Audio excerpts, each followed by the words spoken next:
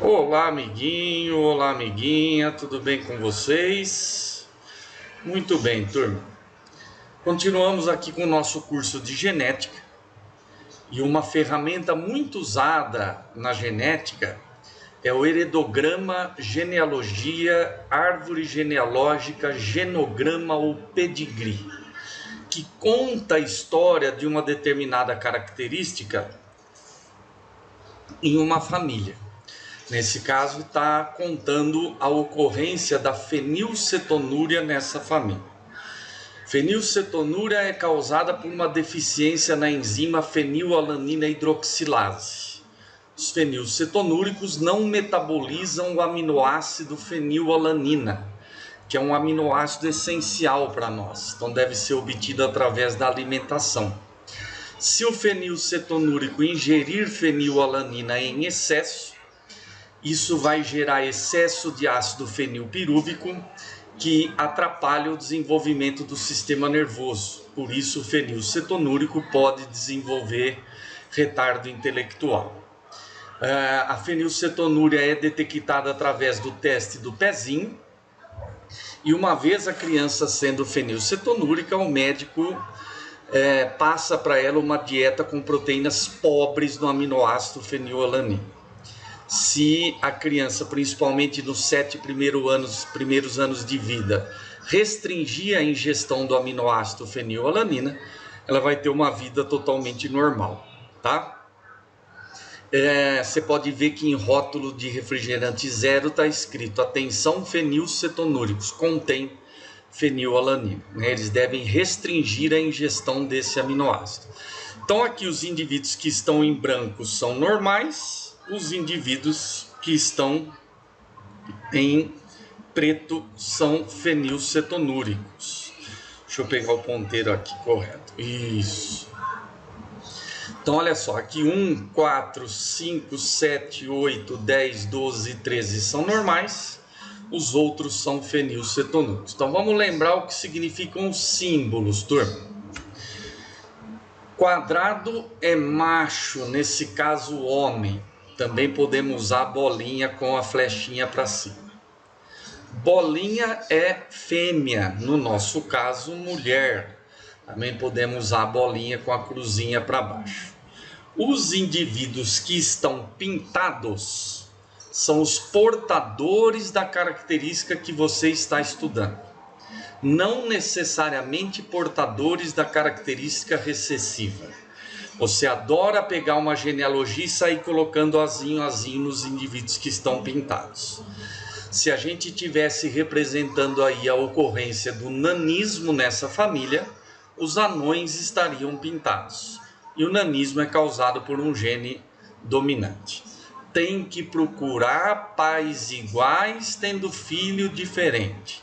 Pais sem pintar dando filho pintado, pintado é recessivo. Pais pintados dando filho sem pintar, pintado é dominante. Pais sem pintar dando filho pintado, pintado é recessivo. Pais pintados gerando filhos sem pintar, pintado é dominante. Tudo bem? Muito bem. Um homem unido a uma mulher através de um traço. Isso é casamento. Mas não no sentido social da palavra, e sim no sentido sexual. O traço significa, na verdade, acasalamento. Só que você não vai falar que o teu pai acasalou com a tua mãe para te ter, né? Por isso que fala casamento. É a parte boa do casamento, que é fazer amor. Uma das partes boas do casamento, que é fazer amor. Quando de um casamento sai uma árvorezinha assim, esses são os filhos. Tá? O filho mais velho é o primeiro da esquerda e o mais novo é o último da direita. 5 é mais velha que 6, que é mais velha que 7. 8 é mais velho que 9, que é mais velho que 10. 11 é mais velho que 12, que é mais velha que 13. Beleza? Essa é a simbologia básica, isso é o básico que você precisa para o vestibular. O que mais pode aparecer? Um homem unido a uma mulher através de 2 traços. Isso é casamento entre parentes, isso é casamento consanguíneo. Primo com prima, tio com sobrinha, pai com filha. Na nossa espécie isso é raro, né? Mas na natureza isso é muito comum. O casamento consanguíneo favorece a homozigose. E gene que só se expressa em homozigose é gene recessivo. Então, o casamento consanguíneo favorece o aparecimento de características recessivas nos descendentes. E algumas dessas características recessivas são ruins, são deletérias. O casamento consanguíneo aumenta a probabilidade do aparecimento nos filhos de características recessivas deletérias, tá?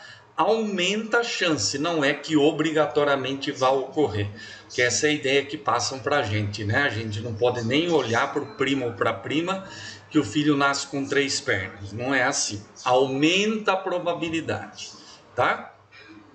Um homem unido a uma mulher através de um traço. Desse traço sai um que abre em 2. Esses são os gêmeos, tá?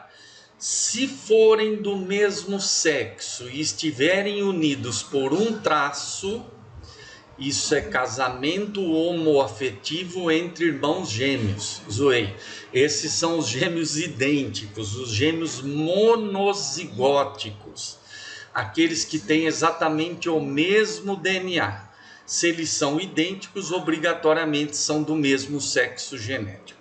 Tá? Se eles não estiverem unidos por um traço, são os gêmeos diferentes, são os gêmeos dizigóticos, que podem ser tanto do mesmo sexo quanto de sexo diferente. E o triângulo ou losango nós usamos para indivíduo de sexo não determinado.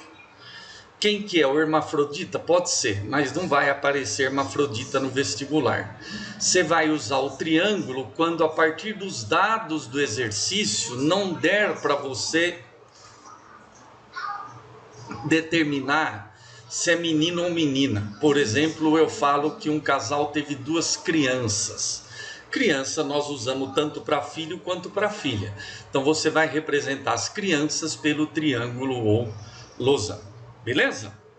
Então agora analisando a nossa genealogia aqui. Qual característica é condicionada por gene recessivo? Fenilcetonúria porque tem menos? Não. Fenilcetonúria porque está pintado? Não. Fenilcetonúria porque é doença? Não. Existem várias doenças genéticas causadas por genes dominantes. Fenilcetonúria porque o casal 7 e 8, que é normal, teve o filho 11 fenilcetonúria. Pais iguais tendo filho diferente, a característica do filho diferente é recessivo, tá? Então aqui, turma, eu vou chamar de F1 o gene para ser normal, F o gene para ser fenilcetonúrico e F1 é dominante sobre F. Todos os indivíduos fenilcetonúricos do mundo são F1, porque o gene recessivo só se expressa em dose dupla. Os indivíduos normais podem ser F1 ou F1. Então, todos os normais da genealogia têm pelo menos um gene F1. Então, vou colocar um F1 para cada normal. Agora se liga aqui, ó. Essa cara é F1. Para cada característica nós herdamos um gene do pai e um gene da mãe. Então quer dizer que para ela ser F1, ela herdou um F da mãe e um F do pai, que é F1. Esse cara 9 é F1. Herdou um F do pai e um F da mãe. Então a mulher número 4 também é F1. 5 e 7 são normais, porque não estão pintadas. Para isso precisam ter o gene F1, que obrigatoriamente herdaram do pai. Porque a mãe, sendo F1, só vai fazer óvulos com o gene F', portanto 5 e 7 são F'ão, F'. 8 e 10 são normais, porque não estão pintados. Para isso precisam ter o gene F'ão, que obrigatoriamente herdaram da mãe, porque só a mãe é que tem F'ão. O pai, sendo F'inho, sempre vai mandar para os filhos o gene F'. Então 8 e 10 são F'ão, F'. O 7 e o 8 você poderia ter pensado, né, em pais iguais, tendo filho diferente. A característica do filho diferente é recessiva e os pais são heterozigotos, beleza? 12 e 13 são normais, filhos de pais heterozigotos. Normal filho de pai heterozigoto pode ser F'ão ou F'ão, F'inho. Então, como não dá para ter certeza absoluta do genótipo de 12 e 13, nós dizemos que eles são F'ão traço. Isso significa que podem ser tanto F'ão quanto F'ão, F'inho. Tudo bem? Beleza? Moçadinha,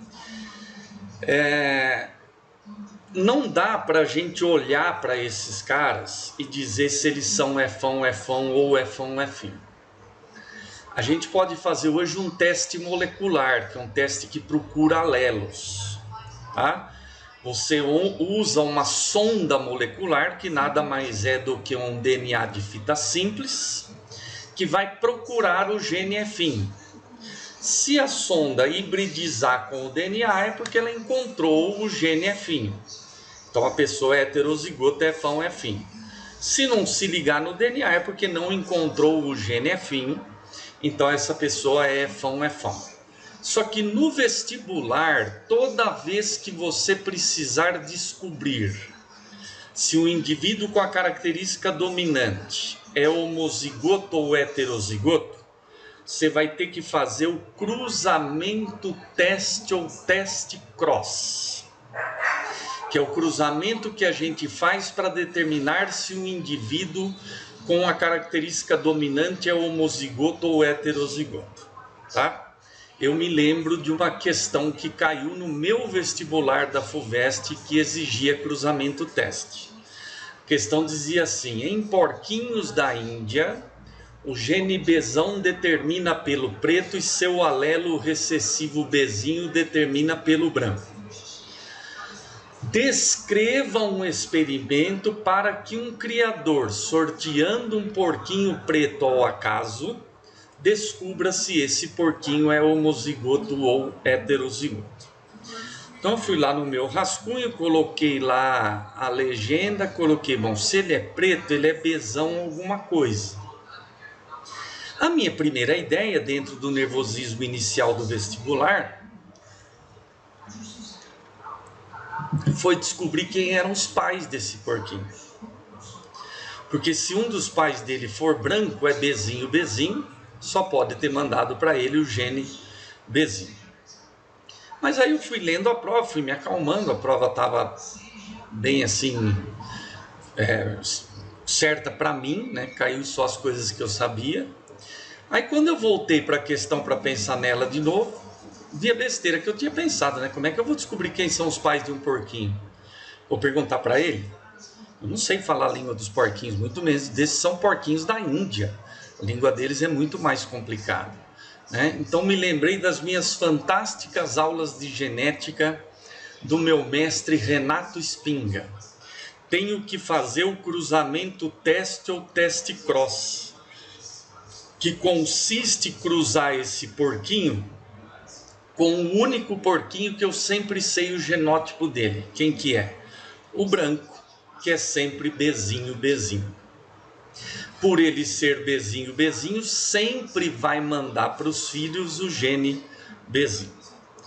Desse cruzamento existem duas possibilidades, turma.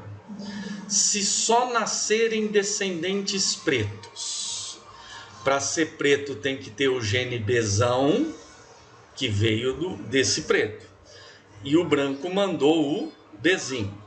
Se o branco mandou o Bzinho, é porque o preto sempre mandou Bzão. Para ele sempre mandar Bzão para os descendentes, ele tem que ser Bzão. Tá? E existe uma segunda possibilidade. Se metade dos descendentes nasceram pretos e metade nascerem brancos. Para ser preto tem que ter o gene Bzão, mas o parental branco só pode ter mandado Bzinho. E para ser branco tem que ser Bzinho, Bzinho. Isso significa que veio um Bzinho do branco e um Bzinho do preto, ou seja, o preto é heterozigoto, tá? Então coloquei lá na minha resposta: devemos realizar o cruzamento teste ou teste cross, que consiste em cruzar o porquinho preto em questão com um porquinho branco que é sempre homozigoto recessivo Bzinho, Bzinho. Se desse cruzamento só nascerem porquinhos pretos, é porque o porquinho preto em questão é homozigoto dominante Bzão, Bzão.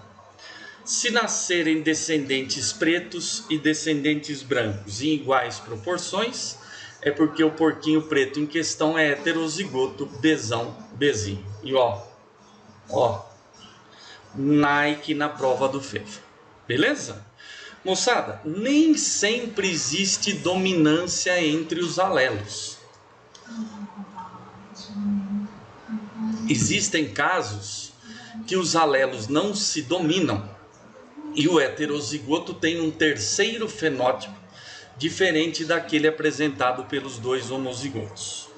Quando não há dominância entre os alelos, nós estudamos um caso de herança sem dominância. E quando o heterozigoto tem um fenótipo intermediário entre aquele apresentado pelos dois homozigotos, nós chamamos de dominância incompleta. Então, na dominância incompleta, o heterozigoto tem fenótipo intermediário entre aqueles apresentados pelos dois homozigotos. E o exemplo clássico de dominância incompleta é a determinação da cor da flor na Mirabilis jalapa, que é uma planta que a gente conhece popularmente como flor de maravilha. Na maravilha, um homozigoto tem flor branca, o outro homozigoto tem flor vermelha, o heterozigoto tem flor rosa. Como o heterozigoto tem um fenótipo intermediário entre o vermelho e o branco, isso é um caso de dominância incompleta. Mas como é que descobriram isso, né, turma? Fazendo cruzamentos. Partiram de uma geração parental que produzia flor vermelha, que foi cruzada com uma geração parental que produzia flor branca. Se fosse um caso de dominância como aqueles que o Mendel estudou, a gente deveria obter em F1 ou 100% de plantas com flor vermelha ou 100% de plantas com flor branca. Nesse caso, nós obtivemos em F1 100% de plantas com flor rosa. Então, aparece em F1 um fenótipo intermediário. Aí eu deixo essa F1 se autofecundar, esse aqui é o símbolo de autofecundação, e obtenho em F2 uma planta de flor vermelha para duas de flor rosa para uma de flor branca. Ou um quarto, metade, um quarto. Ou 25, 50, 25%. Se eu cruzei rosa com rosa e obtive vermelha, é porque quem é rosa tem o gene para vermelho. Se eu também obtive branca, é porque quem é rosa também tem o gene para branca. Ou seja, quem tem um gene para vermelha e um gene para branca, não é nem vermelha e nem branca, é rosa, é uma mistura dos dois, tá? Nesse caso, os dois genes produzem proteínas com atividade biológica.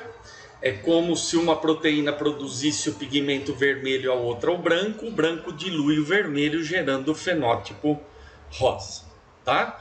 Então, uma maneira da gente interpretar isso aqui é assim, ó. Eu chamo de V o gene para produção de flor vermelha e chamo de B o gene para produção de flor branca e digo que V é igual a B. Aqui não existem nem o gene Vzinho e nem o gene Bzinho.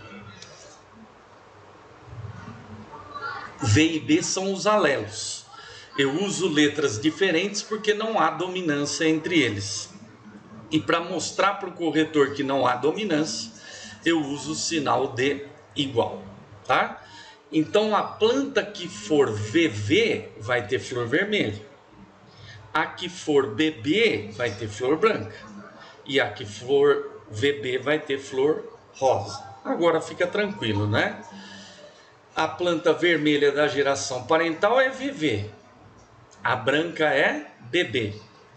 Quem é VV só faz gametas V. Quem é BB só faz gametas B. Então, do cruzamento dos dois vai dar todos muito VB que tem flor rosa. Quando eu cruzo VB com VB, vamos jogar na hashtag. Quem é VB faz gametas V e B. Quem é VB faz gametas V e B. Então, nós vamos ter filho VV, VB, VB, BB. Uma vermelha para duas rosas para uma branca. Um quarto, metade, um quarto, ou 25, 50 e 25%. Tá? Em casos de dominância incompleta, cada genótipo corresponde a um fenótipo. Por isso, as proporções genotípicas e fenotípicas são iguais em F2. Quando existe dominância e eu cruzo dois heterozigotos, eu vou obter a proporção genotípica 1 para 2 para 1. 1 azão, azão, para 2 azão, azinho, para 1 azinho, azinho. Mas como azão, azão e azão, azinho correspondem ao mesmo fenótipo, a proporção fenotípica vai ser de 3 para 1. Em casos de dominância incompleta, como cada genótipo corresponde a um fenótipo, as proporções genotípicas e fenotípicas são iguais em F2. Beleza? Moçadinha, esse é o exemplo clássico, esse é o que mais cai. Mas tem alguns outros que às vezes aparecem no vestibular.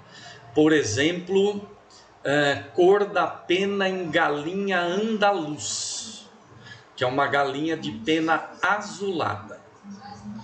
Cruza preto com branco, dá tudo andaluz. Cruza um galo e uma galinha andaluz, dá um preto para 2 andaluz para 1 branco. Ou seja, preto e branco são os homozigotos, andaluz é o heterozigoto. Herança da forma do cabelo em descendente de europeu. Liso com crespo dá 100% de ondulado. Cruza um homem e uma mulher de cabelo ondulado, dá um crespo para 2 ondulados para 1 liso. Ou seja, crespo e liso são os homozigotos, ondulado é o heterozigoto. Alguns livros didáticos ainda trazem dominância incompleta e alguns exercícios consequentemente também, como sendo sinônimo de codominância. Mas existe uma diferença sutil entre os dois casos. Tanto na dominância incompleta quanto na codominância, não existe dominância entre os alelos. Na dominância incompleta, o heterozigoto tem um fenótipo intermediário entre aqueles apresentados pelos 2 homozigotos. Na codominância, o heterozigoto tem ao mesmo tempo o fenótipo dos 2 homozigotos. Pensa num exemplo hipotético. Preto com branco deu cinza, dominância incompleta. Preto com branco deu preto e branco ao mesmo tempo, codominância.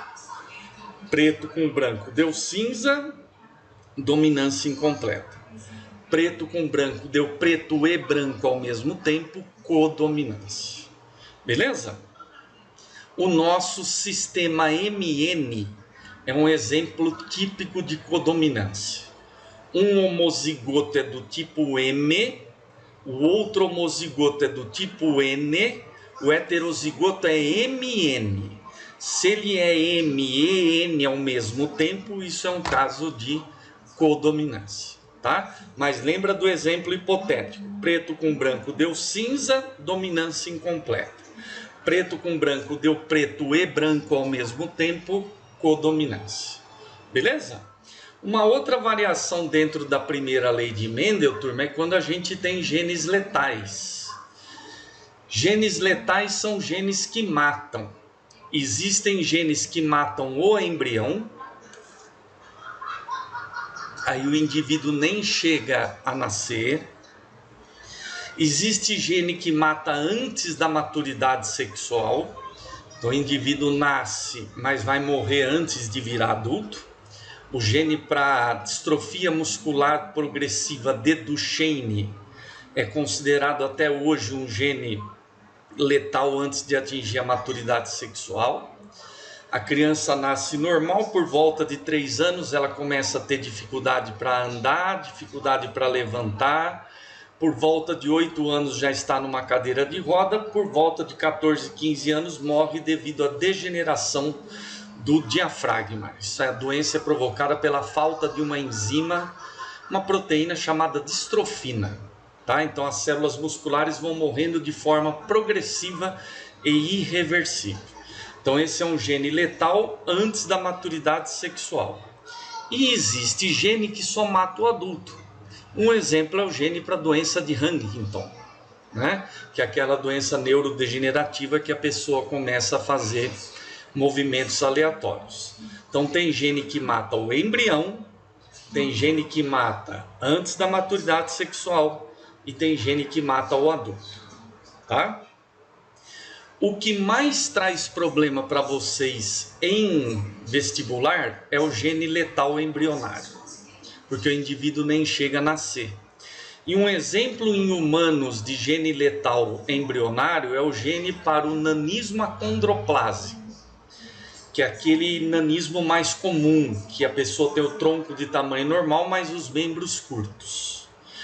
Analisando dezenas de casamentos entre anões no mundo inteiro, chegaram a uma proporção de nascimento de 2 anões para um normal. Então é 200 para 100, 500 para 250, 1000 para 500, obviamente que não na mesma família, né? Eles são anões, não são coelhos, tá? Bom, se eu tenho anão com anã dando normal, normal é recessivo, né? Então, enão é o gene para ser anão, eninho é o gene para ser normal, enão dominante sobre eninho. Então, todos os normais são eninho, eninho.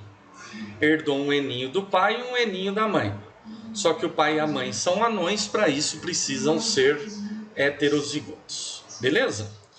Quando eu cruzo 2 enão enim, ele vai fazer gametas enão e enim, ela vai fazer gametas enão e enim.